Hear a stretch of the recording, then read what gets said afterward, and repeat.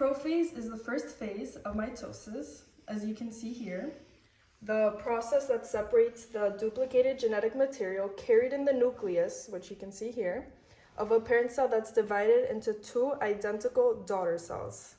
Towards the end of prophase, the nuclear envelope, this barrier right here, starts to break down, and prometaphase starts, which just finishes the prophase.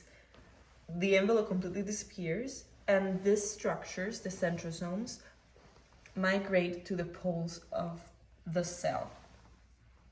Then the spindle fibers start to form and they attach to the chromosomes. So it would be something like this.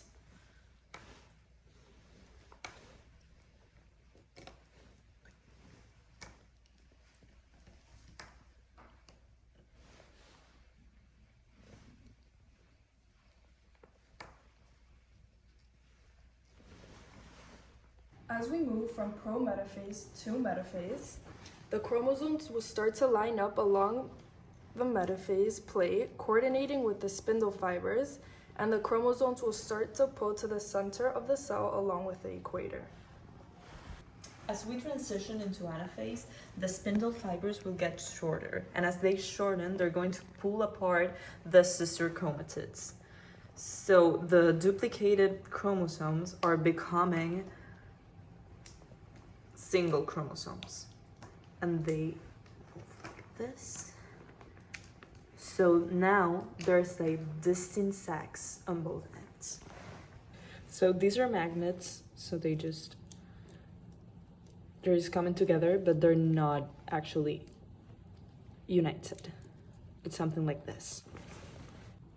During telophase, which is the fifth and final stage of mitosis, two cells will get ready to happen. We will see an elongation, and in the case of the animals, there's also an indentation called the cleavage furrow, which allows the cell to go through cytokinesis.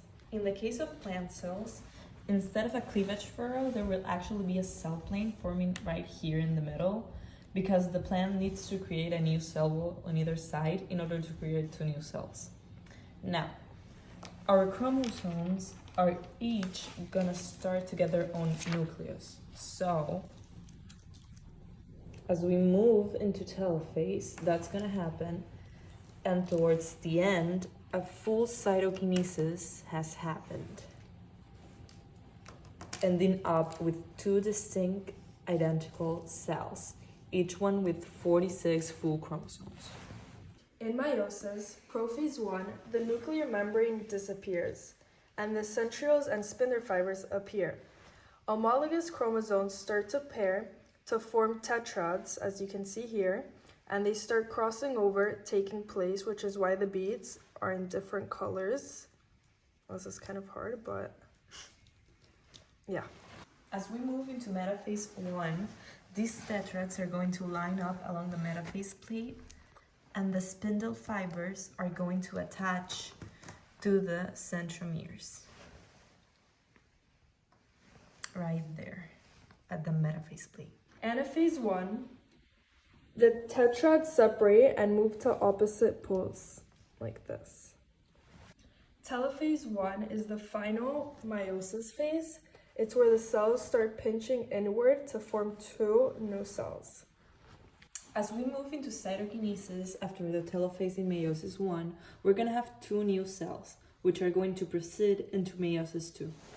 Now, in prophase 2, at the beginning of meiosis 2, the chromosomes are going to condense again, and the nuclear membrane is going to disappear. Centrioles and spindle fibers reappear, and there is no crossing over again, no tetrads, nor homologous pairs. In metaphase 2, each of the chromosomes line up in their own cell, and the spindle fibers attach to the centromeres again, just like this.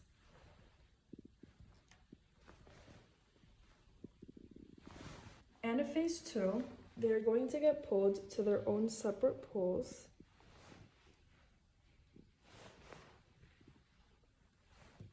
Just like this. Moving into telophase 2, the nuclear membrane starts to reappear, and this indentation, sort of pinching in, happens again, starting to form separate cells.